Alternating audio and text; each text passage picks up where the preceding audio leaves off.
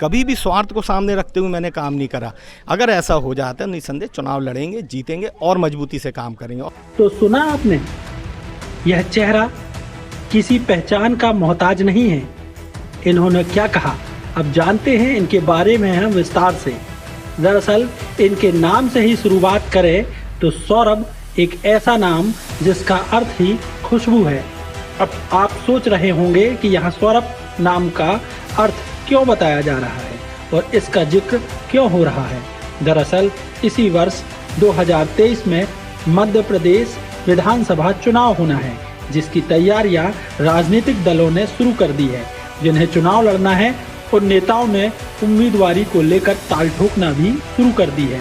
ऐसे में यदि जबलपुर की 8 विधानसभा सीट में से उत्तर मध्य विधानसभा सीट की बात की जाए तो यहाँ वर्तमान में कांग्रेस से ही विधायक हैं। इनके अलावा कांग्रेस से ही सिटिंग विधायक के रहते और भी लोग अपनी उम्मीदवारी को लेकर जोर मार रहे हैं। बहरहाल अपनी पार्टी से टिकट मांगने का अधिकार तो सबको होता है, लेकिन टिकट का असल दावेदार कौन है और टिकट के मापदंडों में फिट कौन बैठ रहा है, यह बात बेहद महत्वपूर्ण होती है। अब यदि उत्तर मध्य विधानसभा क्षेत्र के प्रबल दावेदारों की बात करें तो इनमें सबसे ऊपर अपने नाम के अनुरूप खुशबू बिखेर रहे हैं सौरभ शर्मा, जिनका पूरा नाम सौरभ नाटी शर्मा है। वैसे इनकी राजनीतिक यात्रा की बात करें तो राजनीति इन्हें विरासत में मिली है और ये किसी पहचान के मोहताज नहीं है। राजनीतिक गुर इन्हें विरासत में अपने पिता स्वर्गीय नाटी शर्मा से मिले, जिसकी पूरी छवि सौरभ के राजनीतिक संघर्ष और आंदोलनों में बखूबी देखने को मिलती है। पिता नाटी शर्मा की ही तरह सौरभ शर्मा ने भी सर्वदलीय आंदोलन चलाया, जिससे राजनीतिक गलियारों में लोगों ने सौरभ की धमक को पहचान लिया। अब आप ही सुनिए सौरभ की अब तक राजनीतिक यात्राओं और उनके आंदोलनों से जुड़ा यह इंटरव्यू। इसमें जो आपका पसीना निकालना वो अब हमें लगता है एक सुगंध बन के घूम रहा है और जनता की एक और मांग है पॉलिटिकल। आपको लगता है कि आपको उस कदम पे आगे बढ़ाने की जरूरत है? देखिए राजेश जी, अगर स्वार्थ सोच के आप कोई कर्म समझे तो मैं समझता हूँ ये आप स्वयं से बेईमानी कर रहे हैं। और निसंदेह बड़े बुजुर्ग कहते हैं किया कभी व्यर्थ नहीं जाता।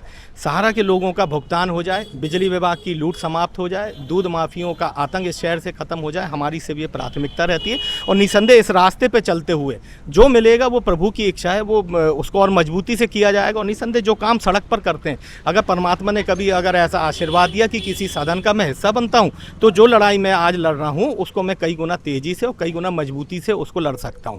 तो निसंदेह ये भविष्य में जो होगा उसके लिए तैयार है। नहीं, जनमानस का तो मन है, आपका क्या मन है? नहीं, 100% है मन।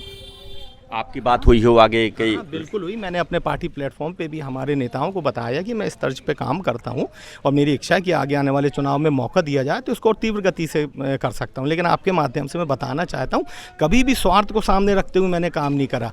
अगर ऐसा हो जाता है निसंदेह चुनाव लड़ेंगे, जीतेंगे और मजबूती से काम करेंगे। और मान लीजिए कुछ त्रुटि रह जाती है, अगर नहीं होता है तो भी पूरे सामर्थ्य के साथ इस आम जनता की लड़ाई जो शुरू करा है इसको अपने जीवन की अंतिम सांस तक लड़ते रहेंगे और लोगों को आराम दिलाते रहेंगे। बहुत अच्छी बात कही। सदन में पहुंचे या ना पहुंचे, संघर्ष करते रहेंगे।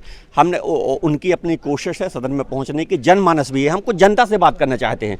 आप क्या चाहते हैं? देखिए बारिश होने दीजिए, आप क्या चाहते हैं कि जो? जी, हम तो यही चाहते हैं कि हमारे सौरभ भैया बहुत आगे बढ़े और हमेशा पूरा साथ हमारे भैया के साथ हमारा रहेगा। हम तो विधायक की सीट पे अपने भैया को देखना चाहते हैं, क्योंकि उस पर हमें भी गर्व होगा, क्योंकि हमारे भैया उस लेवल पे पहुंचेंगे। क्योंकि जितना का संघर्ष आज वो कर रहे हैं वो हमारे ही लिए कर रहे हैं। आप और क्या चाहते हो? और मतलब आपने देखा होगा, हमने तो ये चाहा है कि हमारे भैया ने आज तक जितना संघर्ष किया है, मैं तो बहुत छोटी सी थी, दादाजी को मैंने देखा है बहुत छोटेपन से कि उनने भी संघर्ष किया और भैया के साथ में रहकर आज जो भैया संघर्ष कर रहे हैं, चाहे वो बिजली का हो, पानी का हो, लाइट का हो, हर चीज़ में भैया हम लोग के लिए तत्पर खड़े रहते हैं। जब हम चाहे बोले आवश्यकता पड़ेगी तो सपोर्ट करेंगे। बिल्कुल, आवश्यकता क्या, जितना हमसे हो सकेगा उससे ज़्यादा करने की कोशिश करेंगे अपने भैया के लिए। और नाटी शर्मा जैसे नेता आज तक पैदा हुए हैं और ना होंगे, क्योंकि वो गरीबों की बस्ती से लड़े और उन्होंने कभी गद्दारी नहीं की हमारी बस्ती में। और जब सौरभ छोटा था तो सौरभ जब हमारी बस्ती में आया तो सौरभ आज जज बन सकता था, ये बहुत बड़ा सब कुछ बनते था। लेकिन जब हमारी बस्ती की परेशानी देखा, जब हमारे नाटी शर्मा हमारे बीच में रह गए, ऐसे पानी गिरता था तो उनकी मूर्ति बनवाई, क्योंकि वो एक हमको जिसमें कोई भूले ना हमारे नाटी शर्मा को, इतने अच्छे नेता थे। तो सौरभ शर्मा को उनको बनने का कोई शौक नहीं था, आज वो जज बनते, पढ़े लिखे सब कुछ है, लेकिन हमारी बस्ती के लिए ऐसा सच्चा नेता कभी होएगा और ना होएगा। आज उनने हमारी बस्ती के अंदर हम लोगों ने उनको नेता बनाया, और जब भी बुलाओ हमारे सौरभ शर्मा आते। दूध भरे आंदोलन भोपाल में किया, कभी भी हमारी महिलाओं के ऊपर आपत्ति आती है, कोई बात आती है तो आधी रात को बुलाओ, वो हमारे यहाँ खड़े हो जाते हैं। ऐसे नेता के लिए यदि कुछ मौका आता है अच्छे उठाने, जी जान लगा देंगी हमारी महिलाएं, और हम जी जान लगा देंगे, और हमारे सौरभ शर्मा के लिए जी भी दे देंगे।